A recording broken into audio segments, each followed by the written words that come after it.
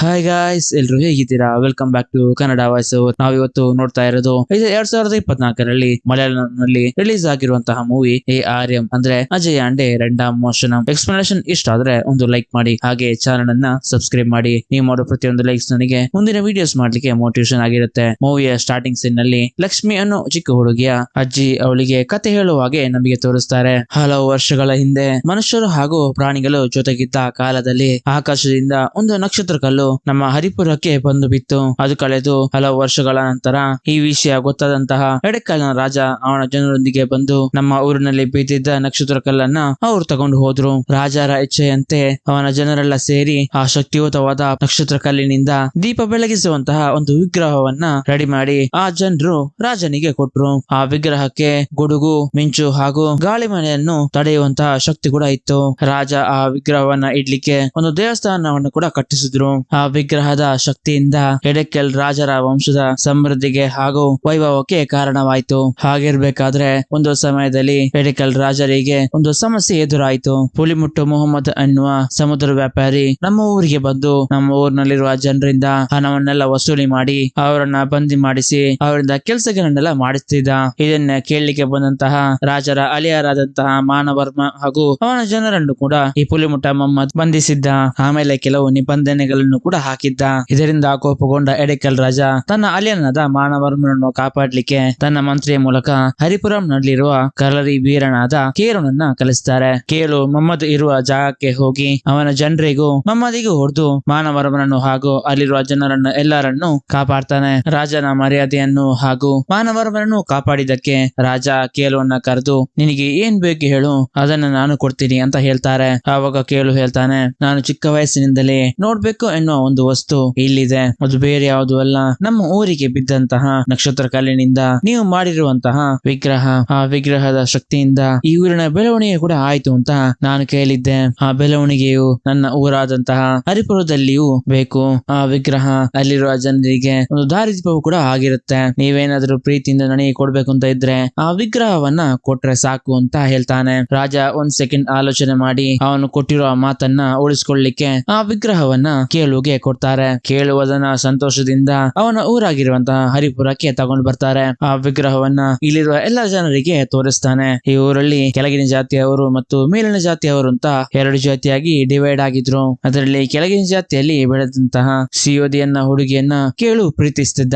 ಇಲ್ಲಿ ಸಿಯೋದಿ ಕೇಳುಗೆ ಹೇಳ್ತಾಳೆ, ನಾನು ವಿಗ್ರಹವನ್ನ ನೋಡಿದ್ದು ಒಂದೇ ಸಲಿ, ಇನ್ ಮುಂದೆ ನಾನು ಮತ್ತು ನನ್ನ ಜನರು ಆ ವಿಗ್ರಹವನ್ನ ಯಾವಾಗ ನೋಡುದು ಅಂತಾನೆ ಗೊತ್ತಿಲ್ಲ ಅಂತ ಹೇಳ್ತಾಳೆ. ಆವಾಗ ಇವನು ಹೇಳ್ತಾನೆ, ನಾನು ಈ ಊರಿನಲ್ಲಿ ಆ ವಿಗ್ರಹವನ್ನ ನಕ್ಷತ್ರ ಕಲ್ಲು ಬಿದ್ದಿರೋ ಜಾಗದಲ್ಲಿ ಪ್ರತಿಷ್ಠಾಪಿಸ್ತೀನಿ. ಆಮೇಲೆ ಈ ಊರಿನಲ್ಲಿ ಜಾತಿ ಭೇದ ಭಾವ ಇಲ್ಲದೆ ಎಲ್ಲರೂ ಸಮವಾಗಿ ಇರ್ಲಿಕ್ಕೆ ಎಲ್ರಿಗೂ ಕೇಳ್ಕೊತೀನಿ ಅಂತ ಹೇಳ್ತಾನೆ. ಇಲ್ಲಿಂದ ಸ್ವಲ್ಪ ದಿನಗಳು ಕಳೆದ್ಮೇಲೆ ಈ ಊರಿನಲ್ಲಿ ಅಮ್ಮ ಎನ್ನುವ ರೋಗ ಹರಡುತ್ತೆ. ಅದರಿಂದ ತುಂಬಾ ಜನ ಕೂಡ ಸತ್ತು ಹೋಗ್ತಾ ಇದ್ರು. ಆ ಅಮ್ಮ ಎನ್ನುವ ರೋಗ ಯಾರಿಗೆ ಬರುತ್ತೋ ಅವರನ್ನ ಅವರ ಕುಟುಂಬದ ಹತ್ರ ಕೂಡ ಸೇರಿಸ್ತಾ ಇರೋದಿಲ್ಲ. ಯಾಕೆಂತಂದ್ರೆ ಎಲ್ಲಾದ್ರೂ ಆ ರೋಗ ಅವರಿಗೆ ಸ್ಪ್ರೆಡ್ ಆಗುತ್ತೋ ಅನ್ನೋ ಭಯದಿಂದ. ಅದೇ ಸಮಯದಲ್ಲಿ ಸಿಯೋದಿಯ ಮೇಲೂ ಆ ಅಮ್ಮ ಬರುತ್ತೆ. ಅದರಿಂದ ಇವರನ್ನ ದೂರ ಮಾಡಿರ್ತಾರೆ. ಆವಾಗ ಕೇಳು ಬಂದು ಅವರನ್ನ ನಾನ್ ನೋಡ್ಕೋತೀನಿ ಅಂತ ಕೇಳೋಣ ಮನೆಗೆ ಕರ್ಕೊಂಡು ಹೋಗ್ತಾನೆ. ಹಾಗೆ ದಿನಗಳು ಹೋದ್ಮೇಲೆ ಸಿಯೋದಿ ಮೇಲಿರುವ ಅಮ್ಮ ಎಲ್ಲ ಹೋಗ್ಬಿಡುತ್ತೆ. ಆದ್ರೆ ಅದು ಕೇಳುನ ಹಿಡ್ಕೊಳ್ಳುತ್ತೆ. ಕೇಳು ಮಲಗಿದಲ್ಲಿಯೇ ಬಾಕಿ ಆಗ್ತಾನೆ. ಅದೇ ಸಮಯದಲ್ಲಿ ಊರಿನ ಜನರು ಆ ವಿಗ್ರಹವನ್ನ ಇಟ್ಕೊಂಡು ಪ್ರತಿಷ್ಠಾಪಿಸ್ತಾರೆ.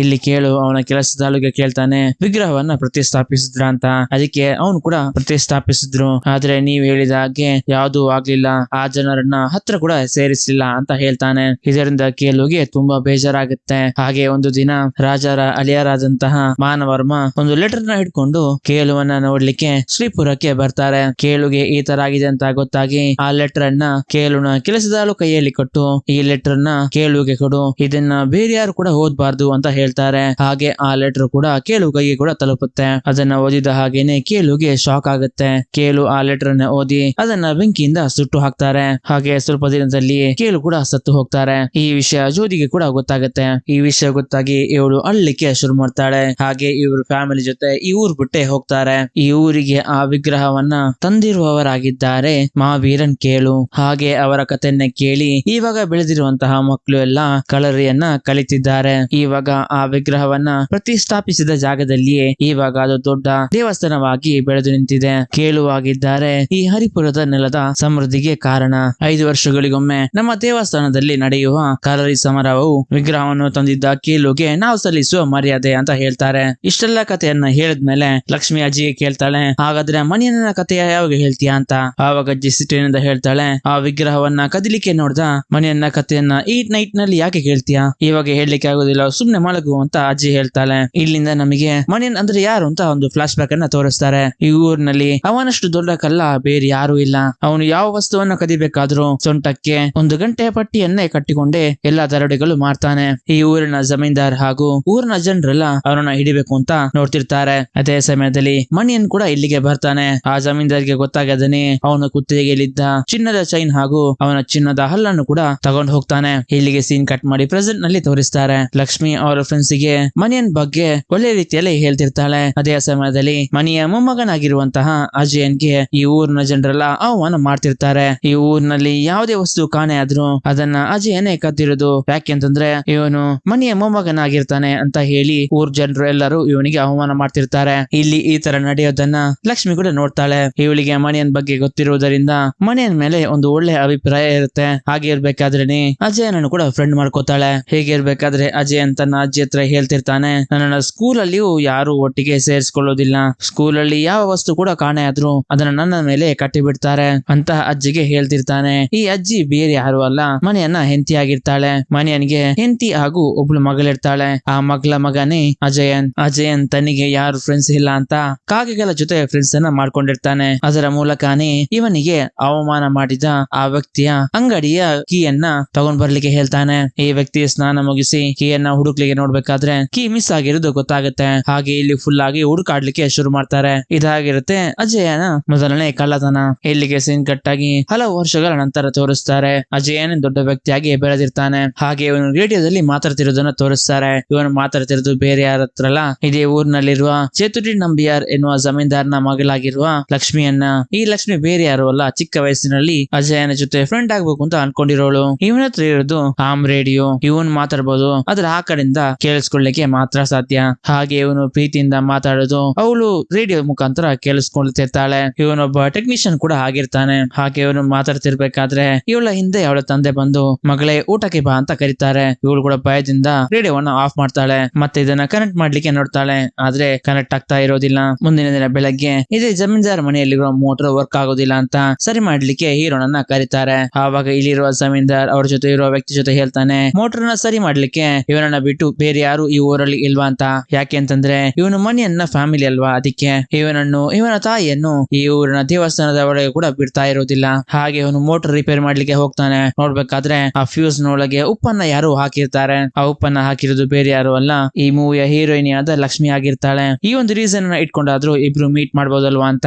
ಆವಾಗ ಮೇಲಿಂದ ಲಕ್ಷ್ಮಿ ಇಲ್ಲಿರುವ ಕೆಲಸದವಳಿಗೆ ಹೇಳ್ತಾಳೆ, ನನ್ನ ರೂಮ್ ಅಲ್ಲಿ ಕೂಡ ಸರಿಯಾಗಿ ಲೈಟ್ ಉರಿತಾ ಇಲ್ಲ, ಅವರನ್ನ ನನ್ನ ರೂಮಿಗೂ ಕೂಡ ಕಳ್ಸಿ ಅಂತ. ಹಾಗೆ ಮೋಟರ್ ಅನ್ನ ಸರಿ ಮಾಡಿ ಇವನು ಅವಳ ರೂಮ್ ಹತ್ರ ಹೋಗ್ತಾನೆ. ಹಾಗೆ ಇವನ ಜೊತೆ ಆ ಕೆಲಸದವರು ಕೂಡ ಒಟ್ಟಿಗೆ ಹೋಗ್ತಾನೆ. ಹಾಗೆ ಇವರಿಬ್ರು ಇಲ್ಲಿ ಒಟ್ಟಿಗೆ ಮಾತಾಡ್ಲಿಕ್ಕೆ ಶುರು ಮಾಡ್ತಾರೆ. ಹಾಗೆ ಇಲ್ಲಿ ಒಂದು ಸಾಂಗ್ ನ ಮೂಲಕ ಇವರಿಬ್ರು ಜೊತೆಗೆ ಇರೋದನ್ನ ತೋರಿಸ್ತಾರೆ. ಹಾಗೆ ಮುಂದಿನ ದಿನ ಇವನು ಮಕ್ಕಳಿಗೆ ಟ್ಯೂಷನ್ ಅನ್ನ ಹೇಳ್ಕೊಡ್ತಿರ್ಬೇಕಾದ್ರೆ ಇಲ್ಲಿಗೆ ಇಬ್ರು ಪೊಲೀಸ್ ಅವರು ಬರ್ತಾರೆ. ಅವ್ರು ಹೇಳ್ತಾರೆ, ನಿನ್ನೆ ಜಮೀನ್ದಾರ್ ಮನೆಗೆ ನಿಂತಾನೆ ಮೋಟರ್ ರಿಪೇರ್ ಮಾಡ್ಲಿಕ್ಕೆ ಹೋಗಿದ್ದು ಅಂತ ಹೇಳ್ಬೇಕಾದ್ರೆ ಇವನ್ ಕೂಡ ಹೌದು ಅಂತ ಹೇಳ್ತಾನೆ. ಆವಾಗ ಪೊಲೀಸ್ ಹೇಳ್ತಾರೆ, ನಿನ್ನೆ ರಾತ್ರಿಯಿಂದ ಆ ಮೋಟರ್ ಕಾಣ್ತಾ ಇಲ್ಲ. ಅದು ಮಾತ್ರ ಅಲ್ಲ, ಅವರ ಪಕ್ಕದ ಮನೆಯಲ್ಲಿ ಕೂಡ ಮೋಟರ್ಗಳು ಕಾಣೆ ಆಗಿದ್ದಾವೆ. ಅವರಿಗೆಲ್ಲ ನಿನ್ ಮೇಲೆ ಡೌಟ್ ಇದೆ, ನಿನ್ ಮೇಲೆ ಕಂಪ್ಲೇಂಟ್ ಫೈಲ್ ಆಗಿದೆ, ನೀನು ಸ್ಟೇಷನ್ಗೆ ಬಂದು ಹೋಗ್ಬೇಕು ಅಂತ. ಅದಕ್ಕೆ ಅಜಯ್ ಹೇಳ್ತಾನೆ, ನನಗೆ ಮೋಟರ್ ನ ಕದಿಯುವ ಅವಶ್ಯಕತೆ ನನಗಿಲ್ಲ, ನಾನು ತುಂಬಾ ಕಷ್ಟಪಟ್ಟು ಕೆಲಸ ಮಾಡ್ತಾ ಇರೋದು, ಸುಮ್ನೆ ದೂರನ್ನ ನನ್ನ ಮೇಲೆ ಹಾಕ್ಬೇಡಿ ಅಂತ ಹೇಳ್ತಾನೆ. ಆವಾಗ ಪೊಲೀಸರು, ನಿನ್ನ ಮೇಲೆ ಕಂಪ್ಲೇಂಟ್ ಫೈಲ್ ಆಗಿದೆ, ಈ ಸ್ಟೇಷನ್ಗೆ ಬರ್ಲೇಬೇಕು ಅಂತ ಹೇಳಿ ಇಲ್ಲಿಂದ ಹೊರಡ್ತಾರೆ. ಇಲ್ಲಿ ನಮಗೆ ಒಂದು ಚಿಕ್ಕ ಫ್ಲಾಶ್ ಬ್ಯಾಕ್ ಅನ್ನ ತೋರಿಸ್ತಾರೆ.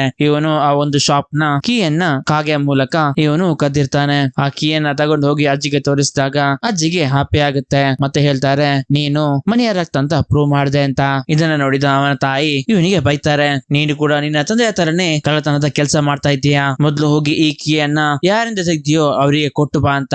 ಆವಾಗ ಅಜ್ಜಿ ಹೇಳ್ತಾಳೆ, ಇವಾಗ ಆ ಕೀಯನ್ನ ಇವನ್ ಕೊಡ್ಲಿಕ್ಕೆ ಹೋದ್ರೆ ಅವರ ಪ್ರಕಾರ ಅಜಯನ ಇದು ಮೊದಲನೇ ಕಳ್ಳತನ ಆಗಿರುತ್ತೆ. ಹಾಗೆ ಆಗ್ಬಾರ್ದು ಅಂತ ಇದ್ರೆ ಅವನು ಯಾವ ತರ ಆ ಕೀಯನ್ನ ತಗೊಂಡ್ ಬಂದ್ನೋ ಅದೇ ತರ ಕೀಯನ್ನ ಇಡ್ಲಿಕ್ಕೆ ಕೂಡ ಅವನಿಗೆ ಗೊತ್ತಿದೆ ಅಂತ ಅಜಯನ್ಗೆ ಹೇಳ್ತಾರೆ. ಅಜ್ಜಿ ಅಜಯನ್ಗೆ ಫುಲ್ ಆಗಿ ಸಪೋರ್ಟ್ ಕೂಡ ಮಾಡ್ತಿರ್ತಾರೆ. ಹಾಗೆ ಕಾಗೆ ಕೈಯಲ್ಲಿ ಆ ಕೀಯನ್ನ ಕೊಟ್ಟು ಅವರು ಸ್ನಾನ ಮಾಡ್ತಿರೋ ಜಾಗದಲ್ಲಿ ಹಾಕ್ಲಿಕ್ಕೆ ಕೂಡ ಹೇಳ್ತಾನೆ. ಹಾಗೆ ಕೀ ಕೂಡ ಅವರಿಗೆ ಸಿಗುತ್ತೆ. ಮುಂದಿನ ಸೀನ್ ನಲ್ಲಿ ಜಮೀನ್ದಾರ್ ಮನೆಗೆ ಎಡೆಕಲ್ ರಾಜರ ವಾರಿಸ್ ಆಗಿರುವಂತಹ ಸುದೇವ್ ವರ್ಮಾ ಹಾಗೂ ಅವನ ಫ್ರೆಂಡ್ ಬರ್ತಾರೆ. ಇವನ್ ಇಲ್ಲಿಗೆ ಬರ್ಲಿಕ್ಕೆ ಕಾರಣ ಏನಂತಂದ್ರೆ ಇಲ್ಲಿರೋ ದೇವಸ್ಥಾನದ ಬಗ್ಗೆ ಟಿವಿಯಲ್ಲಿ ಶೋ ಆಗುವ ಡಾಕ್ಯುಮೆಂಟರಿ ಬಗ್ಗೆ ವಿಡಿಯೋ ಮಾಡ್ಲಿಕ್ಕೆ ಬಂದಿರ್ತಾನೆ. ಇವರಿಗೆ ಈ ಊರಲ್ಲಿ ಎಲ್ಲಾ ವ್ಯವಸ್ಥೆಗಳನ್ನ ಮಾಡಿಕೊಡ್ಲಿಕ್ಕೆ ಹೀರೋಯಿನ್ ತಂದೆಯಾಗಿರುವ ಜಮೀನ್ದಾರನ್ನ ನೇಮಿಸಲಾಗಿರುತ್ತೆ. ಹಾಗೆ ಇದೇ ಊರಲ್ಲಿ ಅಜಯ್ ಆಗಿ ಒಬ್ಬ ಬೆಸ್ಟ್ ಫ್ರೆಂಡ್ ಕೂಡ ಇರ್ತಾನೆ. ಅವನ ಹೆಸರು ಸುರೇಶ್. ಇವನು ಹಲವು ದಿನಗಳ ಹಿಂದೆ ಊರ್ ಬಿಟ್ಟು ಹೋಗಿದ್ದವನು ಇವತ್ತು ಬಂದಿರೋದು. ಇದರಿಂದ ಹೀರೋಗೆ ಹ್ಯಾಪಿ ಆಗಿರುತ್ತೆ. ಯಾಕೆಂದ್ರೆ ಈ ಊರಲ್ಲಿ ಫ್ರೆಂಡ್ ಅಂತ ಇರೋದು ಇವನೊಬ್ನೇ. ಇಲ್ಲಿ ಊರ್ ಜನರ ನಡುವೆ ಒಂದು ಚರ್ಚೆ ಕೂಡ ನಡೀತಾ ಇರುತ್ತೆ. ಈ ಸಲದ ಜಾತ್ರೆಯಲ್ಲಿ ಅಜಯನನ್ನು ಹಾಗೂ ಅವನ ತಾಯಿಯನ್ನ ದೇವಸ್ಥಾನದೊಳಗೆ ಬಿಡಬಾರ್ದು ಅಂತ. ಆವಾಗ ಅಜಯನ ಫ್ರೆಂಡ್ ಇಲ್ಲೇ ಇರ್ತಾನೆ. ಅವನು ಹೇಳ್ತಾನೆ, ಹಾಗಾದ್ರೆ ಅವನನ್ನ ಕಲ್ಲರಿಗೆ ಎಂಟ್ರಿ ಮಾಡೋದು ಸರಿಯಾ ಅಂತ. ಯಾವತ್ತು ನೋಡಿದ್ರು ಅವರನ್ನ ಬೇರೆ ಬೇರೆ ಮಾಡ್ತಿರ್ತೀರಾ, ನೀವ್ ಮಾಡೋದು ಸರಿಯಾ ಅಂತ. ಆವಾಗ ಇಲ್ಲಿರುವ ಜಮೀನ್ದಾರ್ ಹೇಳ್ತಾರೆ, ಅವರು ದೇವಸ್ಥಾನಕ್ಕೆ ಬಂದ್ರೆ ಮಿಕ್ಕಿರುವವರು ಯಾರು ದೇವಸ್ಥಾನಕ್ಕೆ ಬರುವುದಿಲ್ಲ. ಆ ಒಂದು ಕಾರಣಕ್ಕಾಗಿ ಈ ತರ ಡಿಸಿಷನ್ ಅನ್ನ ತಗೊಂಡಿರೋದು ಅಂತ ಹೇಳ್ತಾರೆ. ದೇವಸ್ಥಾನದ ಡಾಕ್ಯುಮೆಂಟರಿ ತೆಗಿಲಿಕ್ಕೆ ಸುದೇವ್ ವರ್ಮ ಕೂಡ ಇಲ್ಲಿಗೆ ಬರ್ತಾನೆ. ಹಾಗೆ ಇಲ್ಲಿ ಆ ದೇವಸ್ಥಾನದ ಫೋಟೋಸ್ ವಿಡಿಯೋಸ್ ತೆಗಿತಿರ್ಬೇಕಾದ್ರೆ ಅವನ ಫ್ರೆಂಡ್ ಗೆ ಒಂದು ವಿಷಯವನ್ನ ಹೇಳ್ತಾನೆ. ಈ ಗುಡಿಯೊಳಗೆ ಇರುವ ವಿಗ್ರಹಕ್ಕೆ ತುಂಬಾನೇ ವ್ಯಾಲ್ಯೂ ಇದೆ. ಅದರ ಬಗ್ಗೆ ನನಗೆ ಸ್ಟಾರ್ಟಿಂಗ್ ಅಲ್ಲಿ ಗೊತ್ತಿರ್ಲಿಲ್ಲ, ಆದ್ರೆ ಇವಾಗ ಗೊತ್ತಾಗಿದೆ. ಬರೋ ವರ್ಷ ಲಂಡನ್ ಅಲ್ಲಿ ಒಂದು ಆಕ್ಷನ್ ನಡೆಯುತ್ತೆ. ಹಾಗೆ ಆ ಟೀಮ್ ನವರು ಬಂದು ನನ್ನನ್ನ ಮೀಟ್ ಆದ್ರು. ನಾನು ಅವರಿಗೆ ಮಾತು ಕೊಟ್ಟಿದ್ದೀನಿ, ಒಳಗಡೆ ಇರುವ ವಿಗ್ರಹವನ್ನ ತಂದು ಕೊಡ್ತೀನಿ ಅಂತ.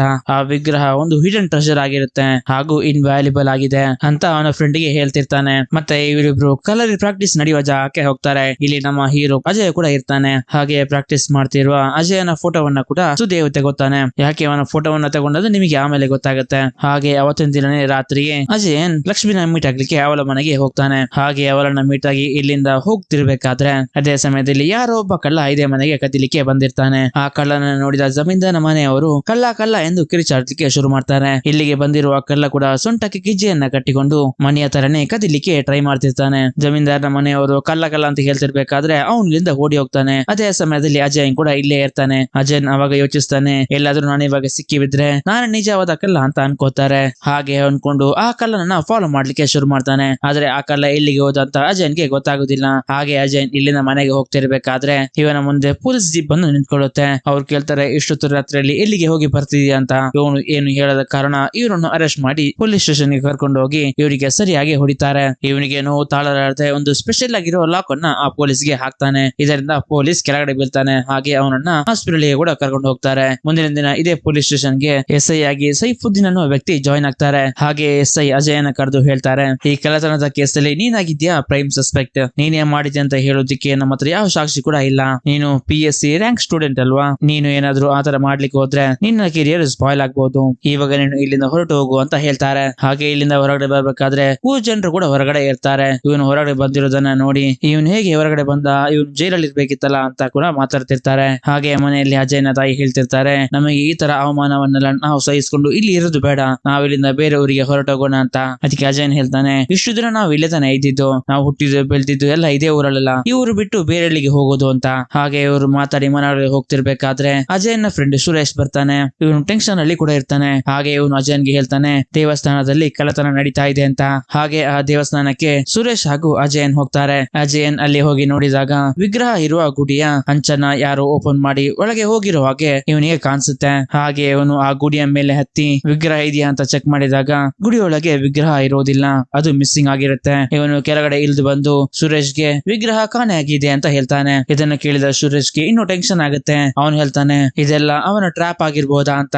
ಆವಾಗ ಅಜಯನ್, ಯಾಕೆ ಏನಾಯ್ತು, ಯಾಕೆ ಈ ತರ ಮಾತಾಡ್ದಿ ಅಂತ ಕೇಳಿದಾಗ ಇವನು ಭಯದಿಂದ ಓಡ್ಲಿಕ್ಕೆ ಶುರು ಮಾಡ್ತಾನೆ. ಅಜಯ್ ಅವನನ್ನ ಹಿಡಿದು ಏನಾಯ್ತು ಹೇಳು ಅಂತ ಕೇಳ್ತಾನೆ. ಆವಾಗ ಸುರೇಶ್ ಒಂದು ವಿಷಯವನ್ನ ಹೇಳಲಿಕ್ಕೆ ಶುರು ಮಾಡ್ತಾನೆ. ನಿನ್ನ ಇಲ್ಲಿಗೆ ಕರ್ಕೊಂಡ್ ಬರ್ಲಿಕ್ಕೆ ಹೇಳಿದೆ ಸುದೇವ್ ಅಂತ. ಕೆಲವು ದಿನಗಳಿಂದ ಈ ಊರಿನಲ್ಲಿ ನಡೆದಿರುವ ಕಳ್ಳತನಗಳಿಗೆ ಕಾರಣ ಇವನೇ ಅಂತ ಹೇಳ್ತಾನೆ. ಹಾಗೆ ಒಂದು ದಿನ ಜಮೀನ್ದಾರನ ಮನೆಗೆ ಕದಿಲಿಗೆ ಹೋದಾಗ ನಾನು ಸುದೇವ್ನ ಕೈಗೆ ಸಿಗಾಕೊಂಡೆ. ಅವನು ಈ ವಿಷಯವನ್ನ ಯಾರಿಗೆ ಹೇಳ್ಬಾರ್ದು ಅಂತಂದ್ರೆ ನಿನ್ನನ್ನು ಇಲ್ಲಿಗೆ ಕರ್ಕೊಂಡು ಬರ್ಲಿಕ್ಕೆ ನನಗೆ ಹೇಳ್ದ. ಅದಕ್ಕೋಸ್ಕರ ನಾನು ನಿನ್ನನ್ನು ಇಲ್ಲಿಗೆ ಕರ್ಕೊಂಡ್ ಬಂದೆ. ಆದ್ರೆ ವಿಗ್ರಹ ಕಾಣೆಯಾಗಿರೋದಕ್ಕೂ ನನಗೂ ಯಾವ ಸಂಬಂಧನೂ ಇಲ್ಲ ಅಂತ ಹೇಳ್ತಾನೆ. ಮತ್ತೆ ಹೇಳ್ತಾನೆ, ಖಂಡಿತವಾಗಿಯೂ ಆ ವಿಗ್ರಹವನ್ನ ಸುದೇವೇ ತಗೊಂಡು ಹೋಗಿರ್ತಾನೆ ಅಂತ.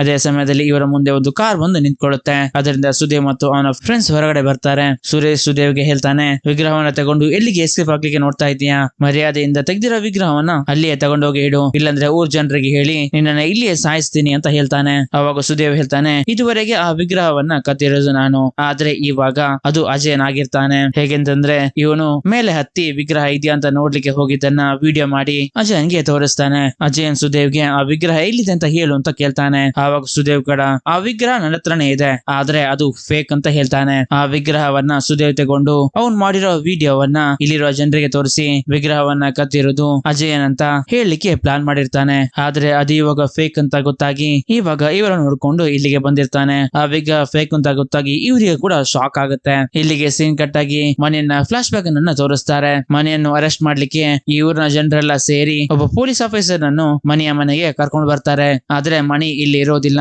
ಅವನ ವೈಫ್ ಮತ್ತು ಮಗಳು ಇಬ್ಬರೇ ಇರ್ತಾರೆ. ಈ ಪೊಲೀಸ್ ಮನೆಯ ವೈಫ್ ಹತ್ರ ಮಣಿ ಎಲ್ಲಿಂತ ಕೇಳಿದ್ರು ಅವಳು ಎಲ್ಲಿದ್ದಾರೆ ಅಂತ ಹೇಳ್ತಾ ಇರೋದಿಲ್ಲ. ಈ ಕಾರಣದಿಂದ ಸಿಟ್ಟಿಗೆದ್ದ ಪೊಲೀಸ್ ಮನೆಯ ಹೆಂಡತಿ ಹತ್ರ ಮಿಸ್ಬಿಹೇವ್ ಮಾಡ್ಲಿಕ್ಕೆ ಶುರು ಮಾಡ್ತಾನೆ. ಇದೇ ಸಮಯದಲ್ಲಿ ಆ ಮನೆಯಲ್ಲಿ ಒಂದು ಸೀಕ್ರೆಟ್ ರೂಮಿನಿಂದ ಮಣಿಯ ಎಂಟ್ರಿ ಆಗುತ್ತೆ. ಮಣಿ ಆ ಪೊಲೀಸ್ಗೆ ಸರಿಯಾಗಿ ಹೊಡಿತಾನೆ. ಇದನ್ನ ನೋಡಿದ ಊರ್ ಜನರು ಕೂಡ ಭಯದಿಂದ ನಡುಗ್ತಿರ್ತಾರೆ. ಮಣಿ ಹಾಗೂ ಮಣಿಯ ಹೆಂಡತಿ ಮಗಳನ್ನು ದೇವಸ್ಥಾನದ ಹೊರಗಡೆ ಬಿಡ್ತಾ ಇರೋದಿಲ್ಲ. ಹಾಗೆ ಒಂದು ದಿನ ಇವರು ದೇವಸ್ಥಾನದ ಹೊರಗಡೆ ಊಟ ಮಾಡ್ತಿರ್ಬೇಕಾದ್ರೆ ಅದಕ್ಕೂ ಕೂಡ ಮಣ್ಣನ್ನ ಎರಚಿ ಊಟ ಮಾಡದ ಹಾಗೆ ಮಾಡ್ತಾರೆ. ಇದರಿಂದ ಮಣಿಯ ವೈಫ್ ತುಂಬಾ ಬೇಜಾರಿನಿಂದ ಮನೆಯಲ್ಲಿ ಇರ್ತಾಳೆ. ಮಣಿ ಯಾಕೆ ಬೇಜಾರಿಂದ ಇದೆಯಾ ಅಂತ ಕೇಳಿದಾಗ ದೇವಸ್ಥಾನದಲ್ಲಿ ನಡೆದಿರುವಂತಹ ವಿಷಯವನ್ನ ಹೇಳ್ತಾಳೆ. ಆವಾಗ ಮಣಿ ನಿನ್ನನ್ನು ಯಾರು ಅಲ್ಲಿಗೆ ಹೋಗ್ಲಿಕ್ಕೆ ಹೇಳಿದ್ರು ಅಂತ ಕೇಳಿದಾಗ ಇವಳು ಹೇಳ್ತಾಳೆ, ನಾನು ಸುಮ್ನೇನು ಅಲ್ಲಿಗೆ ಹೋಗ್ಲಿಲ್ಲ, ನನಗೆ ಆ ವಿಗ್ರಹವನ್ನ ನೋಡ್ಬೇಕು ಅಂತ ಆಸೆ ಇತ್ತು, ಆ ಕಾರಣಕ್ಕಾಗಿ ಹೋದೆ. ಆದ್ರೆ ಇವತ್ತು ನನಗೆ ಆಗಿರೋ ಅವಮಾನಕ್ಕೆ ನಾನು ಇನ್ ಮುಂದೆ ಆ ದೇವಸ್ಥಾನಕ್ಕೆ ಹೋಗುದಿಲ್ಲ, ಹಾಗೆ ಆ ವಿಗ್ರಹವನ್ನು ಕೂಡ ನೋಡೋದೇ ಬೇಡ ಅಂತ ಮಣಿಗೆ ಹೇಳ್ತಾಳೆ. ಆವಾಗ ಮಣಿ, ನಿನಗೆ ಅವಮಾನ ಮಾಡಿದ ಈ ಜನರಿಗೆ ನಾನೊಂದು ಗತಿಯನ್ನ ತೋರಿಸ್ತೀನಿ ಅಂತ ಹೇಳಿ ಆ ವಿಗ್ರಹವನ್ನ ಇವನು ಕದಿತಾನೆ. ಇಲ್ಲಿಗೆ ಸೀನ್ ಕಟ್ಟಾಗಿ ಪ್ರೆಸೆಂಟ್ ಗೆ ಬರುತ್ತೆ. ಇಲ್ಲಿ ಇವನು ಹೇಳ್ತಿರ್ತಾನೆ, ಗುಡಿಯಲಾಗಿದ್ದ ಒರಿಜಿನಲ್ ವಿಗ್ರಹವನ್ನ ಮಣಿ ತಗೊಂಡು ಅದರೊಳಗೆ ಡೂಪ್ಲಿಕೇಟ್ ನ ಇಟ್ಟಿರಬಹುದು. ಇದನ್ನ ಮಣಿಯನ್ ಮಾತ್ರ ಮಾಡ್ಲಿಕ್ಕೆ ಸಾಧ್ಯ ಇಲ್ಲ. ಆ ಒರಿಜಿನಲ್ ವಿಗ್ರಹವನ್ನ ಮಣಿಯನ್ ಇಲ್ಲಿಯೇ ಒಡಗಿಸಿಟ್ಟಿದ್ದಾನೆ. ಇಷ್ಟು ದಿನ ಈ ಊರಿನವರು ಪೂಜಿಸ್ತಾ ಇದ್ದಿದ್ದು ಒಂದು ಫೇಕ್ ವಿಗ್ರಹವನ್ನ. ಆವಾಗ ಅಜಯನ್ ಇದರಲ್ಲಿ ನನ್ನನ್ನೇಕೆ ಇನ್ವಾಲ್ವ್ ಮಾಡಿದೆ ಅಂತ ಕೇಳಿದಾಗ ಇವನು ಹೇಳ್ತಾನೆ, ಮಣಿಯನ್ ಅಡಗಿಸಿಟ್ಟಿರುವ ಆ ವಿಗ್ರಹವನ್ನ ನೀನ್ ನನಗೆ ತಂದು ಕೊಡ್ಬೇಕು. ಇಲ್ಲಿ 5 ವರ್ಷಗಳಿಗೊಮ್ಮೆ ನಡೆಯುವ ಜಾತ್ರೆಯು ಇನ್ನು ಸ್ವಲ್ಪ ದಿನಗಳಲ್ಲಿ ನಡೆಯುತ್ತೆ. ಅಲ್ಲಿಯವರೆಗೆ ಮಾತ್ರ ನಿನಗೆ ಟೈಮ್. ಅದರೊಳಗೆ ಒರಿಜಿನಲ್ ವಿಗ್ರಹವನ್ನ ನೀನ್ ತಂದು ಕೊಟ್ರೆ ಆ ಗುಡಿಯ ಒಳಗೆ ಅಲ್ಲಿದ್ದ ವಿಗ್ರಹ ಅಲ್ಲೇ ಇರುತ್ತೆ. ನಿನಗೆ ಎಲ್ಲಾದ್ರೂ ಆ ಒರಿಜಿನಲ್ ವಿಗ್ರಹವನ್ನ ಕಂಡು ಹಿಡಿಯಲಿಕ್ಕೆ ಆಗ್ಲಿಲ್ಲ ಅಂದ್ರೆ ಮನೆಯನಿಗೆ ಬಂದಿರುವ ಗತಿಯೇ ನಿನಗೆ ಕೂಡ ಬರುತ್ತೆ. ನಿನಗೆ ಇದನ್ನು ಬಿಟ್ರೆ ಬೇರೆ ಆಪ್ಷನ್ ಇಲ್ಲ ಅಂತ ಹೇಳ್ತಾನೆ. ಹಾಗೆ ಮುಂದಿನ ದಿನ ಇವರೊಂದು ಮ್ಯಾಪ್ ಅನ್ನ ರೆಡಿ ಮಾಡಿ ಮಣಿಯನ್ ಎಲ್ಲೆಲ್ಲಿಗೆ ಹೋಗಿದ್ದಾನೆ ಅಂತ ಅದರಲ್ಲಿ ಮೆನ್ಷನ್ ಮಾಡಿ ಆ ಜಾಗಕ್ಕೆಲ್ಲ ಹೋಗಿ ಹುಡುಕಾಡ್ಲಿಕ್ಕೆ ಶುರು ಮಾಡ್ತಾರೆ. ಆದ್ರೆ ಯಾವ ಜಾಗದಲ್ಲಿ ಕೂಡ ಇವರಿಗೆ ಆ ವಿಗ್ರಹ ಸಿಗೋದಿಲ್ಲ. ಇದರ ಮಧ್ಯದಲ್ಲಿ ಅಜಯನ್ ಸುರೇಶ್ಗೆ ಹೇಳಿರ್ತಾನೆ, ನೀನು ಇಲ್ಲಿಂದೆಲ್ಲ ಏನೇನು ಕಳ್ಳತನ ಮಾಡಿದ್ಯಾ ಅದನ್ನೆಲ್ಲ ವಾಪಸ್ ಅದೇ ಮನೆಯಲ್ಲಿ ತಗೊಂಡೋಗಿ ಇಡು ಅಂತ.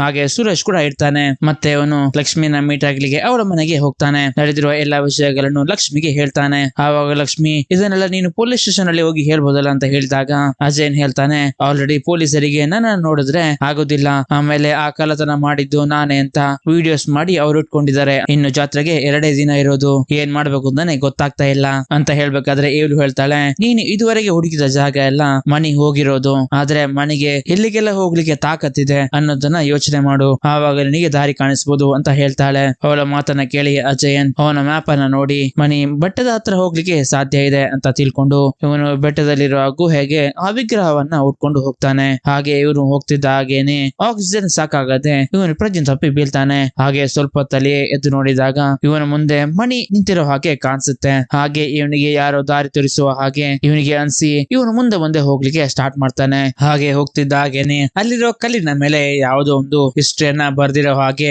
ಇವನಿಗೆ ಕಾಣಿಸುತ್ತೆ. ಹಾಗೆ ನಮಗೆ ಮಣಿಯ ಇನ್ನೊಂದು ಫ್ಲಾಶ್ ಬ್ಯಾಕ್ ಅನ್ನ ತೋರಿಸ್ತಾರೆ. ಇವನು ತನ್ನ ವೈಫಿಗೆ ತೋರಿಸ್ಬೇಕು ಅಂತ ಆ ಒಂದು ವಿಗ್ರಹವನ್ನ ಗುಡಿಯಿಂದ ಕಳ್ಳತನ ಮಾಡಿ ಅದನ್ನು ತಗೊಂಡ್ಬಂದು ಕೊಲ್ಲನ್ ಅನ್ನೋ ವ್ಯಕ್ತಿಯ ಮುಂದೆ ಇಡ್ತಾನೆ. ಕೊಲ್ಲನ್ ಮಣಿ ಹತ್ರ ಏನಿದು ಅಂತ ಕೇಳಿದಾಗ ಅದು ನನ್ನ ವೈಫಿಗೆ ಇರೋದು ಅಂತ ಹೇಳ್ತಾನೆ. ಕೊಲ್ಲನ್ ಏನದು ಅಂತ ಸುತ್ತಿರೋ ಬಟ್ಟೆಯನ್ನ ಓಪನ್ ಮಾಡಿ ನೋಡಿದಾಗ ಅದರೊಳಗೆ ವಿಗ್ರಹ ಇರೋದು ಕೊಲ್ಲನ್ಗೆ ಗೊತ್ತಾಗುತ್ತೆ. ಕೊಲ್ಲನ್ ಆ ವಿಗ್ರಹವನ್ನ ಮುಟ್ಟಿದಾಗೇನೆ ಕೊಲ್ಲನ್ಗೆ ಇದು ಒರಿಜಿನಲ್ ಅಲ್ಲ ಫೇಕ್ ಅಂತ ಗೊತ್ತಾಗುತ್ತೆ. ಈ ವಿಷಯವನ್ನ ಮಣಿಯ ಕೂಡ ಹೇಳ್ತಾನೆ. ಮಣಿ ಸಿಟ್ಟಿನಿಂದ ಕಿರ್ಚಲಿಕ್ಕೆ ಶುರು ಮಾಡ್ತಾನೆ, ಇದು ಹೇಗೆ ಡೂಪ್ಲಿಕೇಟ್ ಆಗ್ಲಿಕ್ಕೆ ಸಾಧ್ಯ ಅಂತ. ಹಾಗೆ ಇಲ್ಲಿ ಇನ್ನೊಂದು ಫ್ಲಾಶ್ ಬ್ಯಾಕ್ ಅನ್ನ ತೋರಿಸ್ತಾರೆ. ಸ್ಟಾರ್ಟಿಂಗ್ ನಲ್ಲಿ ಕೇಳು ಮಾನವರಮನನ್ನ ಕಾಪಾಡಿದಕ್ಕೆ ಪ್ರೀತಿಯಿಂದ ಕೊಟ್ಟಿರೋ ವಿಗ್ರಹ ಆಗಿದೆ ಇದು. ಆವಾಗ ಆ ರಾಜ ಕೊಟ್ಟಿರೋದು ಒರಿಜಿನಲ್ ವಿಗ್ರಹವಲ್ಲ, ಡೂಪ್ಲಿಕೇಟ್ ವಿಗ್ರಹವನ್ನ ಕೊಟ್ಟಿರೋದು. ಇದೇ ವಿಷಯವನ್ನ ಮಾನವರ್ಮ ಒಂದು ಲೆಟರ್ ನಲ್ಲಿ ಬರೆದು ಕೇಳುಗೆ ಕೊಟ್ಟಿರೋದು. ಇಲ್ಲಿ ನಮ್ಮೂರಿನ ಜನರಿಗೆ ಮೋಸ ಮಾಡಿದ್ದು ಎಡಕಲ್ನ ರಾಜ ಆಗಿದೆ. ಆ ವಿಗ್ರಹ ಇಲ್ಲಿ ಇದ್ರು ನಾನು ಅದನ್ನ ಕಂಡು ಹುಡುಕ್ತೀನಿ, ಬೇರೆ ಯಾರಿಗೋಸ್ಕರ ಅಲ್ಲ, ನನ್ನ ಹೆಂಡತಿಗೋಸ್ಕರ ಅಂತ ಇಲ್ಲಿ ಕೊಲ್ಲನ್ಗೆ ಹೇಳ್ತಾನೆ.